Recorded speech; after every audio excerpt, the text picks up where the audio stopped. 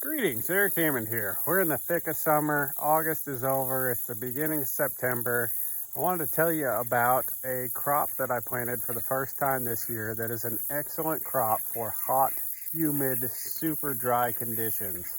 We get, a period of drought here in the summer where it just doesn't rain.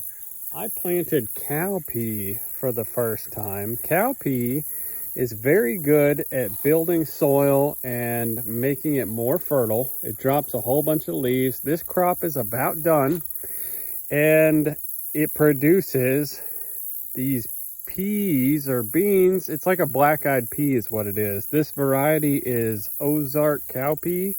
I had one packet. I spread it over this 4x8 bed. I still have tons of these peas, and I have shucked, man, this old spaghetti sauce jar full of peas already. There's tons of food on this.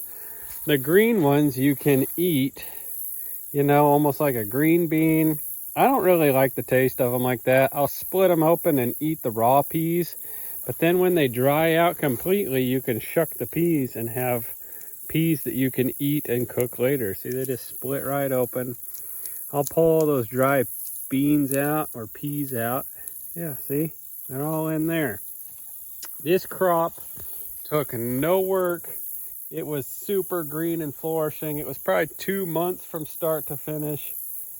You don't really ever have to water it. It's incredible. It just grows. It just is a plant that doesn't care. If you got hot, humid, dry environments and you want to make a bunch of food, check into cowpeas.